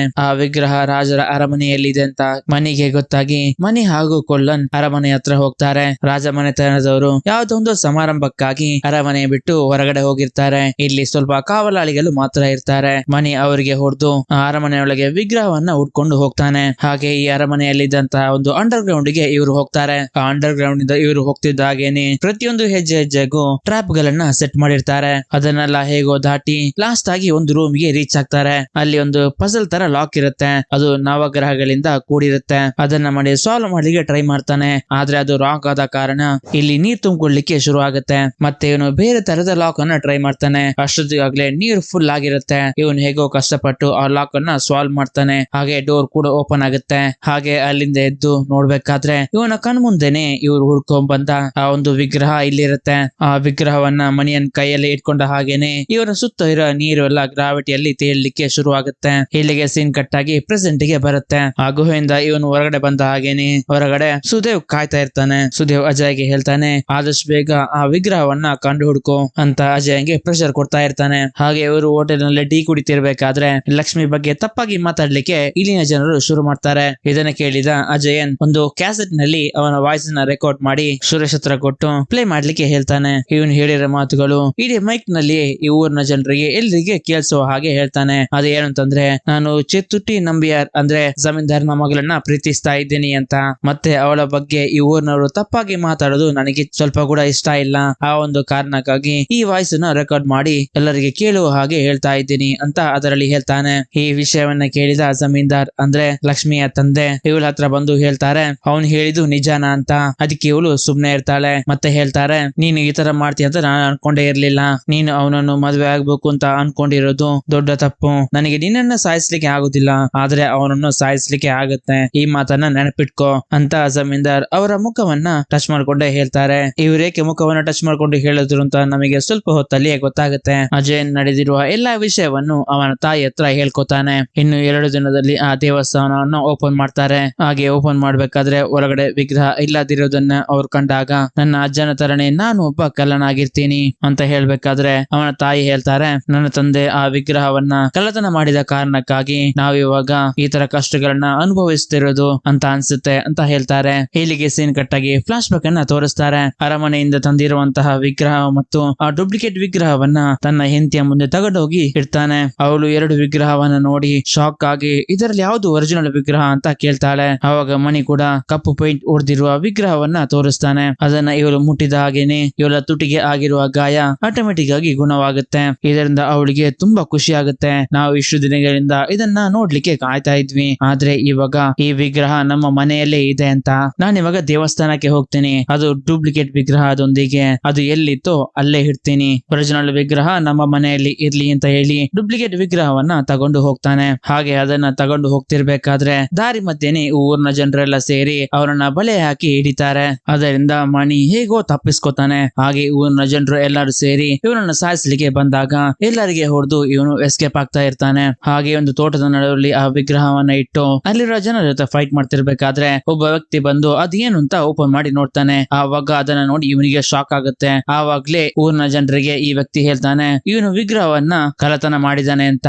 ಈ ವ್ಯಕ್ತಿ ಬೇರೆ ಯಾರು ಅಲ್ಲ, ಹೀರೋಯಿನ್ ನ ತಂದೆ ಜಮೀನ್ದಾರ್ ಆಗಿರ್ತಾನೆ. ಇದೇ ಸಮಯದಲ್ಲಿ ಅವನ ಕೈಯಲ್ಲಿದ್ದ ಆ ಬೆಂಕಿಯ ಕೋಲಿಂದ ಅವನ ಮುಖಕ್ಕೆ ಹೊಡೆದಿರ್ತಾನೆ. ಇಲ್ಲಿಗೆ ಊರಿನ ಜನ ಎಲ್ಲರೂ ಬಂದ ಕಾರಣ ಇವನಿಗೆ ಅವರನ್ನ ಮ್ಯಾನೇಜ್ ಮಾಡ್ಲಿಕ್ಕೆ ಆಗ್ತಾ ಇರೋದಿಲ್ಲ. ಹಾಗೆ ಇವನು ಓಡಿ ಹೋಗಿ ಬೆಟ್ಟದ ತುದಿಯಲ್ಲಿರುವ ಒಂದು ಜಲಪಾತದ ಕಡೆ ರೀಚ್ ಆಗ್ತಾನೆ. ಇಲ್ಲಿಯೂ ಕೂಡ ಒಂದು ಫೈಟ್ ನಡೆಯುತ್ತೆ. ಅದೇ ಸಮಯದಲ್ಲಿ ಊರಿನ ಜನರು ಮಣಿಯ ಹೆಂಡತಿಯನ್ನ ಹಾಗೂ ಮಗಳನ್ನ ಇಲ್ಲಿಯ ಕರ್ಕೊಂಡ್ ಬಂದು ಮಣಿಯನ್ನ ಬ್ಲಾಕ್ ಮೇಲ್ ಮಾಡ್ತಾರೆ. ಮಣಿಯು ಬೇರೆ ದಾರಿ ಇಲ್ಲದೆ ವಿಗ್ರಹವನ್ನ ಜನರ ಮುಂದೆ ಇಟ್ಟು ತನ್ನ ಹೆಂಡತಿಯನ್ನೇ ನೋಡುತ್ತಾ ಇವನು ಮೇಲಿಂದ ಬಿದ್ದು ಸತ್ತು ಹೋಗ್ತಾನೆ. ಇವನು ಅವನ ಹೆಂಡತಿಯನ್ನ ನೋಡಿರುವುದಕ್ಕೆ ಅರ್ಥ ಇವರು ಆ ಡೂಪ್ಲಿಕೇಟ್ ವಿಗ್ರಹವನ್ನೇ ಪೂಜಿಸ್ತಾ ಇರ್ಲಿ, ಒರಿಜಿನಲ್ ವಿಗ್ರಹ ನಿನ್ನ ಹತ್ರನೇ ಇರ್ಲಿ ಅಂತ. ಇಲ್ಲಿಂದ ಸ್ಟೋರಿ ಪ್ರೆಸೆಂಟ್ ಗೆ ಬರುತ್ತೆ. ಈ ವಿಷಯವನ್ನ ಅಜಯನ ತಾಯಿ ಅಜಯ್ಗೆ ಹೇಳ್ತಿರ್ತಾರೆ. ಆವಾಗ ಅಜಯ್ ಅವನ ತಾಯಿ ಹತ್ರ ಆ ವಿಗ್ರಹದ ಬಗ್ಗೆ ಏನಾದ್ರೂ ಒಂದು ವಿಷಯವನ್ನ ನಿಮ್ಮ ಹತ್ರ ಹೇಳಿದಾರ, ಸ್ವಲ್ಪ ಯೋಚನೆ ಮಾಡಿ ನೋಡಿ ಅಂತ ಹೇಳ್ತಾನೆ. ಅದೇ ಸಮಯದಲ್ಲಿ ಅಜಯನ ತಾಯಿ ಒಂದು ಹಳೆಯ ಬಾಕ್ಸ್ ನಿಂದ ಆಮೆ ತರ ಇರುವ ಒಂದು ವಸ್ತುವನ್ನ ಅಜಯನ ಕೈಗೆ ಕೊಡ್ತಾರೆ. ಅಜಯ ಮನೆಯಿಂದ ಇಲ್ಲಿಗೆ ಹೊರಡ್ತಿರ್ಬೇಕಾದ್ರೆ ಈ ಊರಿನ ಜನರೆಲ್ಲ ಅಜಯನ ಮೀಟ್ ಆಗ್ಲಿಕ್ಕೆ ಬರ್ತಾರೆ. ಯಾಕೆಂತಂದ್ರೆ ಈ ಊರಿನಲ್ಲಿ ಅಂಕತಾಲು ಎನ್ನೋ ಫೆಸ್ಟಿವಲ್ ನಡೆಯುತ್ತೆ. ಅದರಲ್ಲಿ ಫೈಟ್ ಮಾಡುವ ವ್ಯಕ್ತಿಗೆ ಕಾಲಿನಲ್ಲಿ ಗಾಯ ಆಗಿರೋ ಕಾರಣ ಅವರಿಗೆ ಪಾರ್ಟಿಸಿಪೇಟ್ ಮಾಡ್ಲಿಕ್ಕೆ ಆಗುದಿಲ್ಲ. ಆ ಕಾರಣಕ್ಕಾಗಿ ಹೀರೋ ಅದರಲ್ಲಿ ಪಾರ್ಟಿಸಿಪೇಟ್ ಮಾಡ್ಲಿಕ್ಕೆ ಈ ಊರಿನ ಜನರೆಲ್ಲರೂ ಹೀರೋನತ್ತ ಕೇಳ್ಕೊತಾರೆ. ಅದಕ್ಕೆ ಹೀರೋ ಕೂಡ ನಾನು ಅದರಲ್ಲಿ ಪಾರ್ಟಿಸಿಪೇಟ್ ಮಾಡೋದಿಲ್ಲ ಅಂತ ಹೇಳಿ ಇಲ್ಲಿಂದ ಹೊರಡ್ಲಿಕ್ಕೆ ನೋಡ್ತಾನೆ. ಆವಾಗ ಅವನ ತಾಯಿ ಅವನು ಅದರಲ್ಲಿ ಪಾರ್ಟಿಸಿಪೇಟ್ ಮಾಡ್ತಾನೆ ಅಂತ ಹೇಳ್ತಾರೆ. ಇವನು ತಾಯಿ ಹತ್ರ ಹೋಗಿ, ಅಮ್ಮ ಏನ್ ಹೇಳ್ತಿದ್ದೆ, ನನಗೆ ಬೇರೆ ಕೆಲ್ಸ ಇದೆ ಅಂತ ಹೇಳ್ತಾನೆ. ಆವಾಗ ತಾಯಿ ಹೇಳ್ತಾರೆ, ಈ ಊರಿನ ಜನರು ನಮ್ಮ ಹತ್ರ ಬಂದು ಹೆಲ್ಪ್ ಕೇಳುದು ಇದೇ ಫಸ್ಟ್ ಟೈಮ್ ಆಗಿದೆ. ನೀ ಅದರಲ್ಲಿ ಭಾಗವಹಿಸಿ ಎಲ್ಲಾದ್ರೂ ವಿನ್ ಆದ್ರೆ ನಮ್ಗೆ ನಮಗೆ ಅಂತ ಒಂದು ರೆಸ್ಪೆಕ್ಟ್ ಬರ್ಬೋದು ಅಂತ ಹೇಳ್ತಾರೆ. ಅದಕ್ಕೆ ಇವನು ಜನರ ಹತ್ರ ಒಂದು ಕೋರಿಕೆಯನ್ನ ಹಾಕ್ತಾನೆ. ಅದೇನಂತಂದ್ರೆ ನಾನು ಪಾರ್ಟಿಸಿಪೇಟ್ ಮಾಡ್ಬೇಕು ಅಂತಂದ್ರೆ ನನ್ನ ತಾಯಿಯನ್ನ ದೇವಸ್ಥಾನದೊಳಗೆ ಬಿಡ್ಬೇಕು ಅಂತ. ಅದಕ್ಕೆ ಊರ್ ಜನರು ಕೂಡ ಓಕೆ ಅಂತ ಹೇಳ್ತಾರೆ. ಮುಂದಿನ ದಿನ ಫೆಸ್ಟಿವಲ್ ದಿನದಂದು ಇವರಿಗೆ ಆಯುಧವನ್ನ ಜಮೀನ್ದಾರೆ ತಂದು ಕೊಡ್ತಾರೆ. ಇವನ್ ಜೊತೆ ಫೈಟ್ ಮಾಡ್ಲಿಕ್ಕೆ ಇವನ ಮುಂದೆ ಒಬ್ಬ ವ್ಯಕ್ತಿ ಬಂದು ನಿಂತ್ಕೋತಾರೆ. ಅವರಿಗೆ ಈ ಜಮೀನ್ದಾರ್ ಹೋಗಿ ಹೇಳ್ತಾನೆ, ಅಜಯನನ್ನ ಜೀವಂತವಾಗಿ ಬಿಡ್ಬೇಡ, ಅವನನ್ನು ಇಲ್ಲೇ ಸಾಯಿಸ್ಬಿಡು, ನಿನಗೆ ಏನ್ ಬೇಕಾದ್ರೂ ಮಾಡ್ತೀನಿ ಅಂತ. ಹಾಗೆ ಇವರಿಬ್ಬರ ನಡುವೆ ಒಂದು ಫೈಟ್ ನಡೆಯುತ್ತೆ. ಈ ಫೈಟ್ ನಲ್ಲಿ ಹೀರೋ ವಿನ್ ಆಗ್ಬೇಕು ಅಂತ ಅನ್ಕೊಂಡಿರ್ತಾನೆ. ಆದ್ರೆ ಸುದೇವ್ ನೀನು ವಿನ್ ಆಗ್ಬಾರ್ದು ಅಂತ ಹೇಳಿರ್ತಾನೆ. ಅದಕ್ಕೆ ಇವನ್ ಕೂಡ ಇದರಲ್ಲಿ ಸೋತು ಹೋಗ್ತಾನೆ. ಇಲ್ಲಿಂದ ಹೋಗ್ತಿರುವ ಜನರೆಲ್ಲ ಅಜಯ್ಗೆ ಹೇಳ್ತಿರ್ತಾರೆ, ನಿನ್ನ ಮೇಲೆ ನಾವು ನಂಬಿಕೆ ಇಟ್ಟಿದ್ವಿ, ಅದಕ್ಕೆ ನೀನು ಮೋಸ ಮಾಡ್ದೆ ಅಂತ. ಈ ಮ್ಯಾಚ್ ಅಲ್ಲಿ ಹೀರೋ ಸೋತೋಗಿರೋದು ಅವನ ತಾಯಿಗೆ ಕೂಡ ಬೇಜಾರಾಗಿರುತ್ತೆ. ಅಜಯ್ ಅವನ ಊರಿಗೆ ಹೇಳ್ತಾನೆ, ನನ್ನ ತಾಯಿಯನ್ನ ದೇವಸ್ಥಾನದ ಒಳಗೆ ಕರ್ಕೊಂಡ್ ಬಂದಾಗ್ಲಿ ನಾನು ಈ ಮ್ಯಾಚ್ ಅಲ್ಲಿ ವಿನ್ ಆದೆ, ನನಗೆ ಇದಕ್ಕಿಂತ ಸ್ವಲ್ಪ ಇಂಪಾರ್ಟೆಂಟ್ ಕೆಲಸ ಇದೆ ಅಂತೇಳಿ ಇಲ್ಲಿಂದ ಹೊರಡ್ತಾನೆ. ಇವನ ಜೊತೆಗೆ ಸುರೇಶ್ ಕೂಡ ಬರ್ತಾನೆ. ಹಾಗೆ ಅವನ ತಾಯಿ ಇವನ್ ಕೈಯಲ್ಲಿ ಆಮೆ ತರ ಇರುವ ಒಂದು ವಸ್ತುವನ್ನು ಕೊಟ್ರಲ್ಲ, ಅದೇ ತರ ಇಲ್ಲಿ ಆಮೆ ಕಾಡು ಅಂತ ಇರುತ್ತೆ. ಆ ಕಾಡಿಗೆ ಬಂದು ಇವ್ರು ಹುಡ್ಕಾಡ್ತಾರೆ. ಆದ್ರೆ ಇಲ್ಲಿ ಕೂಡ ಅವರಿಗೆ ವಿಗ್ರಹ ಸಿಗೋದಿಲ್ಲ. ಇವನ್ ಸಿಟ್ಟಿನಿಂದ ತಾಯಿ ಕಟ್ಟಿರುವ ಆ ಆಮೆ ತರ ಇರುವ ಒಂದು ವಸ್ತುವನ್ನ ಇವನು ನದಿಗೆ ಬಿಸಾಕ್ತಾನೆ. ಅಲ್ಲಿಂದ ಸೀದಾ ಇವನು ಲಕ್ಷ್ಮಿಯನ್ನ ನೋಡ್ಲಿಕ್ಕೆ ಬರ್ತಾನೆ. ಯಾಕೆಂತಂದ್ರೆ ಇವನ್ ಕೈಯಲ್ಲಿ ವಿಗ್ರಹವನ್ನ ಹುಡುಕ್ಲಿಕ್ಕೆ ಆಗ್ಲಿಲ್ಲ. ನಾಳೆ ಬೆಳಗ್ಗೆ ದೇವಸ್ಥಾನ ಓಪನ್ ಮಾಡಿ ನೋಡಿದಾಗ ಅಲ್ಲಿ ವಿಗ್ರಹ ಇಲ್ಲದಿರೋದನ್ನ ನೋಡಿ ಇವನೇ ಕದ್ದಿರೋದು ಅಂತ ಹೇಳಿ ಇವನ ಮೇಲೆ ಬ್ಲೇಮ್ ಮಾಡ್ತಾರೆ. ಹಾಗೆ ಆದ್ರೆ ಇವನಿಗೆ ಇಲ್ಲಿ ಇರ್ಲಿಕ್ಕೆ ಆಗೋದಿಲ್ಲ. ಆ ಒಂದು ಕಾರಣಕ್ಕಾಗಿ ಇವನ್ ಜೊತೆ ಮಾತಾಡಿ ಹೋಗೋಣ ಅಂತ ಬಂದಿರ್ತಾನೆ. ಆದ್ರೆ ಇಲ್ಲಿ ಬಂದು ನೋಡಿದಾಗ ಇಲ್ಲಿ ಲಕ್ಷ್ಮಿ ಇರೋದಿಲ್ಲ. ಬದಲಾಗಿ ಜಮೀನ್ದಾರ್ ಇವನನ್ನ ಒಂದು ರೂಮ್ ಅಲ್ಲಿ ಟ್ರಾಪ್ ಮಾಡಿ ಕೂಡಿ ಹಾಕ್ತಾರೆ. ಆಮೇಲೆ ಇವನು ಯಾವ ಮೈಕದಲ್ಲಿ ನನ್ನ ಮಗಳನ್ನ ಪ್ರೀತಿಸಿದ್ದಾನೆ ಅಂತ ಹೇಳಿದ್ನೋ ಅದೇ ಮೈಕದಲ್ಲಿ ಜಮೀನ್ದಾರ್ನ ಮನೆಗೆ ಒಬ್ಬ ಕಳ್ಳ ಬಂದಿದ್ದಾನೆ, ಅವನನ್ನ ಜಮೀನ್ದಾರ್ ಹಿಡಿದು ಹಾಕಿದ್ದಾರೆ ಅಂತ ಮೈಕದಲ್ಲಿ ಅನೌನ್ಸ್ ಮಾಡ್ತಾರೆ. ಆ ಕಳ್ಳ ಯಾರು ಅಂತ ಊರಿನ ಜನರೆಲ್ಲ ಜಮೀನ್ದಾರ್ನ ಮನೆ ಹತ್ರ ಬರ್ಲಿಕ್ಕೆ ಸ್ಟಾರ್ಟ್ ಮಾಡ್ತಾರೆ. ಅಜಯ್ನನ್ನು ಈ ಮನೆಯಲ್ಲಿ ಕೆಲಸ ಮಾಡುವ ಒಬ್ಬ ವ್ಯಕ್ತಿ ಡೋರ್ ಓಪನ್ ಮಾಡಿ ರಿಲೀಸ್ ಕೂಡ ಮಾಡ್ತಾನೆ. ಅವರ ಹತ್ರ ಅಜಯ್ ಲಕ್ಷ್ಮಿ ಎಲ್ಲಿದ್ದಾರೆ ಅಂತ ಕೇಳಿದಾಗ ಅವರು ಲಕ್ಷ್ಮಿಯನ್ನ ಬೇರೆ ಕಡೆ ಕರ್ಕೊಂಡು ಹೋದ್ರು ಅಂತ ಹೇಳ್ತಾನೆ. ಅದೇ ಸಮಯದಲ್ಲಿ ಇಲ್ಲಿಂದ ಇವನು ಎಸ್ಕೇಪ್ ಆಗ್ಬೇಕಾದ್ರೆ ಊರಿನ ಜನರು ಕೂಡ ಬಂದು ಇಲ್ಲಿ ತಲುಪ್ತಾರೆ. ಹಾಗೆ ಅಜಯ್ನನ್ನ ಓಡಿಸ್ಕೊಂಡು ಹೋಗ್ತಾರೆ. ಹಾಗೆ ಊರಿನ ಜನರು ಕೂಡ ಇವನನ್ನು ಸಾಯಿಸ್ಲಿಕ್ಕೆ ಕೂಡ ನೋಡ್ತಾರೆ. ಇವನು ಅವರಿಗೆಲ್ಲ ಹೊಡೆದು ತಪ್ಪಿಸ್ಕೊಂಡು ಮನೆ ಹತ್ರ ಹೋಗ್ತಾನೆ. ಅಲ್ಲಿ ನೋಡ್ಬೇಕಾದ್ರೆ ಮನೆಯನ್ನು ಕೂಡ ಹೊತ್ತಿಸಿ ಹಾಕಿರ್ತಾರೆ. ಅಲ್ಲಿಂದ ಸೀದಾ ಜಾತ್ರೆ ನಡೆಯುವ ಜಾಗಕ್ಕೆ ಹೋಗ್ತಾನೆ. ಆದ್ರೆ ಇಲ್ಲಿ ಕೂಡ ಜನರು ಅವನನ್ನ ಸಾಯಿಸ್ಲಿಕ್ಕೆ ನೋಡ್ತಿರ್ತಾರೆ. ಅವರಿಂದ ಹೇಗೋ ತಪ್ಪಿಸ್ಕೊಂಡು ಮನೆಯನ್ನು ಹೋದ ಅದೇ ಬೆಟ್ಟದ ತುದಿಯ ಜಲಪಾತ ಇರುವ ಜಾಗಕ್ಕೆ ಅಜಯನ್ ಹೋಗಿ ತಲುಪ್ತಾನೆ. ಆದ್ರೆ ಇಲ್ಲಿ ಕೂಡ ಜನರು ಬಂದು ಇವನನ್ನ ಸುತ್ತುವರಿಸ್ತಾರೆ. ಇಲ್ಲಿಗೆ ಅವನ ತಾಯಿ ಕೂಡ ಬರ್ತಾರೆ. ಅವನ ತಾಯಿ ಊರಿನ ಜನರ ಹತ್ರ ಎಷ್ಟೇ ಕೇಳ್ಕೊಂಡ್ರು ಇಲ್ಲಿರುವ ಜನರು ಅವನನ್ನ ಬಿಡುವ ತರನೇ ಇರೋದಿಲ್ಲ. ಹಾಗೆ ಲಾಸ್ಟ್ ನಲ್ಲಿ ಅಜಯನ ಮೇಲೆ ಒಂದು ಕತ್ತಿಯನ್ನ ಎಸೆದು ಅವನನ್ನ ಸಾಯಿಸ್ಲಿಕ್ಕೆ ನೋಡ್ತಾರೆ. ಅವನು ಜಲಪಾತದಿಂದ ಕೆಳಗಡೆ ಬೀಳ್ತಾನೆ. ಇವನು ನೀರಿನಲ್ಲಿ ಮುಳುಗ್ತಿದ್ದ ಹಾಗೇನೆ ಇವನನ್ನ ಯಾರೋ ಒಬ್ರು ಮೇಲೆ ಎತ್ತಿ ಹಾಕೋತರ ನಮಗೆ ತೋರಿಸ್ತಾರೆ. ಹಾಗೆ ಇವನು ಎದ್ದು ನೋಡ್ಬೇಕಾದ್ರೆ ಇವನ ಹೊಟ್ಟೆಯಲ್ಲಿ ಒಂದು ಕತ್ತಿ ತಾಗಿರುತ್ತೆ. ಅದನ್ನು ತೆಗೆದು ಇವನು ಬಿಸಾಕ್ತಾನೆ. ಇವನು ಬಿಸಾಕಿದ ಕತ್ತಿ ಮತ್ತೆ ಇವನ ಹತ್ರನೇ ಬಂದು ಬೀಳುತ್ತೆ. ಮತ್ತೆ ಇವನು ಆ ಕತ್ತಿಯನ್ನು ತೆಗೆದು ಆ ನದಿ ಹತ್ರ ಬಿಸಾಕ್ತಾನೆ. ಆದ್ರೆ ಆ ಕತ್ತಿ ಗಾಳಿಯಲ್ಲಿ ತೇಳ್ತಾ ಮತ್ತೆ ಇವನ ಹತ್ರನೇ ಬಂದು ಬೀಳುತ್ತೆ. ಆ ಕತ್ತಿ ಬಿದ್ದಿರೋ ಜಾಗದಲ್ಲಿ ಇವನು ಆವಾಗ್ಲೇ ಬಿಸಾಕಿದ ಆಮೆ ತರ ಇರುವ ವಸ್ತು ಅದು ಇಲ್ಲೇ ಇರುತ್ತೆ. ಆವಾಗ ಇವನಿಗೆ ಅಜ್ಜಿಯಲ್ಲಿರೋ ಒಂದು ಮಾತು ನೆನಪಾಗುತ್ತೆ. ಅಜ್ಜಿ ಅಜಯನನ್ನು ಡೈಲಿ ಒಂದು ಬೋಟ್ ಅಲ್ಲಿ ಕರ್ಕೊ ಬಂದು ನದಿಯನ್ನ ನೋಡ್ತಾ ಕೈಯನ್ನ ಮುಗಿತಿರ್ತಾರೆ. ಆವಾಗ ಅಜಯನ್ ಕೇಳಿರ್ತಾನೆ, ದೇವರು ದೇವಸ್ಥಾನದಲ್ಲೆಲ್ಲ ಇರೋದು, ಇಲ್ಲಿ ಯಾರಿದ್ದಾರೆ ಅಂತ. ಆವಾಗ ಅಜ್ಜಿ ಹೇಳಿರ್ತಾಳೆ, ದೇವರು ನೀರಲ್ಲಿಯೂ ಇರ್ತಾರೆ ಗಾಳಿಯಲ್ಲಿಯೂ ಇರ್ತಾರೆ ಅಂತ. ಆ ಮಾತು ನೆನಪಾಗಿ ಇವನು ನದಿಗೆ ಹಾರಿ ನದಿಯ ಒಳಗೆ ಏನಾದ್ರು ಇದೆಯಾ ಅಂತ ಹುಡುಕ್ತಿರ್ತಾನೆ. ಆವಾಗ ಇವನಿಗೆ ಒಂದು ಲಾಕ್ ತರ ಕಾಣಿಸುತ್ತೆ. ಅದನ್ನ ಓಪನ್ ಮಾಡ್ಲಿಕ್ಕೆ ಟ್ರೈ ಮಾಡ್ತಾನೆ. ಆದ್ರೆ ಇವನ್ ಕೈಯಲ್ಲಿ ಆಗ್ತಾ ಇರೋದಿಲ್ಲ. ಅದೇ ಸಮಯದಲ್ಲಿ ಇವನ ಮುಂದೆ ಒಂದು ಆಮೆ ಪಾಸ್ ಆಗುತ್ತೆ. ಆವಾಗ ಇವನಿಗೆ ಅಮ್ಮ ಕೊಟ್ಟಿರುವ ಆಮೆ ನೆನಪಾಗುತ್ತೆ. ಹಾಗೆ ಮೇಲೆ ಬಂದು ಆ ಆಮೆ ತರ ಇರುವ ವಸ್ತುವನ್ನ ತಗೊಂಡು ಮತ್ತೆ ನೀರಿನೊಳಗೆ ಹಾರಿ ಅದರಲ್ಲಿರೋ ಲಾಕ್ ಗೆ ಆಮೆಯನ್ನ ಜಾಯಿಂಟ್ ಮಾಡ್ತಾನೆ. ಆವಾಗ ಅಲ್ಲಿ ಒಂದು ಡೋರ್ ತರ ಓಪನ್ ಆಗುತ್ತೆ. ಅಜಯನ್ ಆ ಡೋರ್ ಅನ್ನು ಓಪನ್ ಮಾಡಿದಾಗ ಅದರೊಳಗೆ ವಿಗ್ರಹ ಕಾಣಿಸುತ್ತೆ. ಆ ವಿಗ್ರಹವನ್ನ ಇವನು ಕೈಯಲ್ಲಿ ತಗೊಂಡ ಹಾಗೇನೆ ಇವನ ಮೇಲೆ ಆಗಿರುವ ಗಾಯಗಳು ಎಲ್ಲ ಒಂದೇ ಸೆಕೆಂಡ್ ನಲ್ಲಿ ಮಾಯವಾಗಿ ಹೋಗುತ್ತೆ. ಹಾಗೆ ಆ ಒರಿಜಿನಲ್ ವಿಗ್ರಹವನ್ನ ಇವನು ತಗೊಂಡು ಮೇಲೆ ಬರ್ಬೇಕಾದ್ರೆ ಇಲ್ಲಿ ಸುದೇವ್ ಮತ್ತು ಅವನ ಫ್ರೆಂಡ್ಸ್ ಇವನಿಗೋಸ್ಕರ ಕಾಯ್ತಿರ್ತಾರೆ. ಇಲ್ಲಿ ಸುದೇವ್ ಹೇಳ್ತಾನೆ, ಅದರ ಮ್ಯಾಜಿಕಲ್ ಪವರ್ ಏನು ಅಂತ ಇವಾಗ ನಿನಗೆ ಗೊತ್ತಾಗಿರ್ಬೋದು ಅನ್ಸುತ್ತೆ. ಅದೇ ತರನೇ ಇದರ ವ್ಯಾಲ್ಯೂ ಕೂಡ ತುಂಬಾ ದೊಡ್ಡದಾಗಿರುತ್ತೆ. ನೀನ್ ಇವಾಗ ಇಷ್ಟು ಕಷ್ಟಪಟ್ಟಿರೋದಕ್ಕೆ ನಿನಗೊಂದು ಒಳ್ಳೆ ವ್ಯಾಲ್ಯೂವನ್ನೇ ನಾನು ಕೊಡ್ತೀನಿ. ನನ್ನಿಂದ ನಿನಗೆ ಯಾವುದೇ ತೊಂದರೆ ಕೂಡ ಇರೋದಿಲ್ಲ. ಆ ವಿಗ್ರಹವನ್ನ ಇವಾಗ ನನ್ನ ಕೈಯಲ್ಲಿ ಕೊಟ್ಬಿಡು ಅಂತ. ಆದ್ರೆ ಆ ವಿಗ್ರಹವನ್ನ ಸುದೇವ್ಗೆ ಕೊಡ್ಲಿಕ್ಕೆ ಅಜಯ್ ರೆಡಿ ಇರೋದಿಲ್ಲ. ಹಾಗೆ ಇವರ ಮಧ್ಯೆ ಒಂದು ಫೈಟ್ ನಡೆಯುತ್ತೆ. ಈ ಫೈಟ್ ನಲ್ಲಿ ಸುದೇವನನ್ನು ಅಜಯ್ ಹೊಡೆದು ಹಾಕ್ತಾನೆ. ಮತ್ತೆ ಹೇಳ್ತಾನೆ, ಈ ವಿಗ್ರಹವನ್ನ ತಗೊಂಡು ಹೋಗಿ ಅದೇ ದೇವಸ್ಥಾನದಲ್ಲಿ ಇಡ್ತೀನಿ. ಆವಾಗ ಮಾತ್ರ ನನಗೂ ನನ್ನ ತಾಯಿಗೂ ಈ ಊರಲ್ಲಿ ತಲೆ ಎತ್ತಿ ನಡೆಯಕ್ಕಾಗತ್ತೆ. ನನಗೆ ಈ ನಿಜವಾದ ವಿಗ್ರಹವನ್ನ ಕಂಡು ಹಿಡಿಲಿಕ್ಕೆ ಕಾರಣವಾಗಿದ್ದ ವ್ಯಕ್ತಿ ನೀನು. ಆ ಒಂದು ಕಾರಣಕ್ಕಾಗಿ ನಿನ್ನೆ ಇವಾಗ ಜೀವಂತವಾಗಿ ಬಿಟ್ಟು ಹೋಗ್ತೀನಿ ಅಂತ ಹೇಳಿ ಅಜಯನ್ ಇಲ್ಲಿಂದ ಹೊರಟು ಹೋಗ್ತಾನೆ. ಇಲ್ಲಿ ಜಾತ್ರೆ ನಡೆಯುವ ಜಾಗಕ್ಕೆ ಆಗಿರುವಂತಹ ಸೈಫುದ್ದೀನ್ ಬರ್ತಾರೆ. ಇಲ್ಲಿ ಊರಿನ ಜನರಿಗೆ ಹೇಳ್ತಾರೆ, ಎಲ್ಲರೂ ಸೇರಿ ಒಬ್ಬ ವ್ಯಕ್ತಿಯನ್ನ ಸಾಯಿಸ್ಲಿಕ್ಕೆ ನೋಡಿ ಇವಾಗ ದೇವರ ಹತ್ರ ಪೂಜೆ ಮಾಡ್ತಿದ್ದೀರಾ. ನಿನ್ನೆ ರಾತ್ರಿ ಈ ಊರಿನಲ್ಲಿ ಒಂದು ಅದ್ಭುತವಾದ ವಿಷಯಗಳು ಎಲ್ಲ ನಡೆಯಿತು. ಅದಕ್ಕೆಲ್ಲ ಕಾರಣ ನೀವು ಸಾಯಿಸ್ಲಿಕ್ಕೆ ನೋಡಿದ ಅಜಯನ್ ಆಗಿರ್ತಾನೆ. ಹಾಗೆ ಈ ಪೊಲೀಸ್ ಹೇಳ್ತಿದ್ದ ಹಾಗೇನೆ ಅಜಯನ್ನ ತಾಯಿ ಆ ಒರಿಜಿನಲ್ ವಿಗ್ರಹದೊಂದಿಗೆ ದೇವಸ್ಥಾನಕ್ಕೆ ಎಂಟ್ರಿ ಕೊಡ್ತಾರೆ. ಇದನ್ನ ನೋಡಿದ ಹಾಗೇನೆ ದೇವಸ್ಥಾನದಲ್ಲಿರುವ ಎಲ್ಲರಿಗೆ ಶಾಕ್ ಆಗುತ್ತೆ. ಇಲ್ಲಿಗೆ ಅಜಯನ್ ಬಂದಿರೋದಿಲ್ಲ, ಆದ್ರೆ ಅಜಯನ ಫ್ರೆಂಡ್ ಸುರೇಶ್ ಇಲ್ಲೇ ಇರ್ತಾನೆ. ಅವನ್ ಕೈಯಲ್ಲಿ ಒಂದು ಲೆಟರ್ ಅನ್ನ ಬರೆದು ಕಳ್ಸಿರ್ತಾನೆ. ಆ ಲೆಟರ್ ಅನ್ನ ಲಕ್ಷ್ಮಿಯ ತಂದೆಗೆ ಕೊಡ್ತಾನೆ. ಅದನ್ನ ಅವರು ಓದ್ತಾರೆ. ಅದರಲ್ಲಿ ಏನಿದೆ ಅಂತಂದ್ರೆ, ಮಣಿಯನ್ ತಪ್ಪು ಮಾಡಿರ್ಬೋದು, ಆದ್ರೆ ಅವರ ಸೈಟ್ ನಲ್ಲಿ ಒಂದು ನ್ಯಾಯ ಇದೆ. ಅದಕ್ಕೆ ಕಾರಣ ಇವಾಗ ನೀವು ನೋಡ್ತಿರೋ ನಿಜವಾದ ವಿಗ್ರಹ. ಮತ್ತೆ ಇನ್ನೊಂದು ವಿಷಯವನ್ನ ನಿಮಗೆ ಹೇಳ್ಬೇಕಿತ್ತು. ಅದೇನಂತಂದ್ರೆ, ನಿಮ್ಮ ಹತ್ರ ಹೇಳಿ ನಾನೊಂದು ಕಳ್ಳತನ ಮಾಡ್ತಾ ಇದ್ದೀನಿ. ಅದನ್ನ ನೋಡ್ಬೇಕಾದ್ರೇನೆ ಸುರೇಶ್ ನ ಕಾಲರ್ ನ ಹಿಡ್ಕೊಂಡು ಎಲ್ಲಿದ್ದಾನೆ ಅವನು ಅಂತ ಕೇಳ್ತಾನೆ. ಇಲ್ಲಿಗೆ ಸೀನ್ ಕಟ್ ಆಗಿ ಜಮೀನ್ದಾರ್ ಅವಳ ಮಗಳನ್ನು ಬೇರೆ ಊರಿಗೆ ಕಲಿಸ್ತಿರ್ತಾನೆ. ಇವಳಿಗೆ ಅಜಯನನ್ನು ಬಿಟ್ಟು ಬರ್ಲಿಕ್ಕೆ ಇವಳಿಗೆ ಮನ್ಸಿರೋದಿಲ್ಲ. ಅದೇ ಸಮಯದಲ್ಲಿ ಇವರು ಹೋಗ್ತಿರ್ಬೇಕಾದ್ರೆ ಇವಳು ಕಣ್ಮುಂದೆನೆ ಅಜಯ್ ಬಂದಿರ್ತಾನೆ. ನೀನ್ ಎಲ್ಲೇ ಹೋದ್ರು ನಿನ್ನ ಜೊತೆ ನಾನು ಬರ್ತೀನಿ ಅಂತ ಹೇಳಿ ಈ ಮೂವಿನ ಇಲ್ಲಿಗೆ ಎಂಡ್ ಮಾಡ್ತಾರೆ. ಆಮೇಲೆ ಇದಕ್ಕೆ ಪಾರ್ಟ್ 2 ಕೂಡ ಬರುತ್ತೆ ಅಂತ ಒಂದು ಲೀಡ್ ಅನ್ನ ಕೊಟ್ಟಿದ್ದಾರೆ. ಈ ಎಕ್ಸ್ಪ್ಲನೇಷನ್ ಹೇಗಿತ್ತು ಅಂತ ಕಮೆಂಟ್ ನಲ್ಲಿ ಮೆನ್ಷನ್ ಮಾಡಿ ತಿಳಿಸಿ. ಇಷ್ಟ ಆಗಿದ್ರೆ ಒಂದು ಲೈಕ್ ಮಾಡಿ, ಹಾಗೆ ಚಾನಲ್ ಅನ್ನ ಸಬ್ಸ್ಕ್ರೈಬ್ ಮಾಡಿ. ನೀವು ಮಾಡೋ ಪ್ರತಿಯೊಂದು ಲೈಕ್ಸ್ ನನಗೆ ಮುಂದಿನ ವಿಡಿಯೋಸ್ ಮಾಡ್ಲಿಕ್ಕೆ ಮೋಟಿವೇಶನ್ ಆಗಿರುತ್ತೆ. Thanks for watching. ಸಿಗೋಣ ಮುಂದಿನ ವಿಡಿಯೋದಲ್ಲಿ.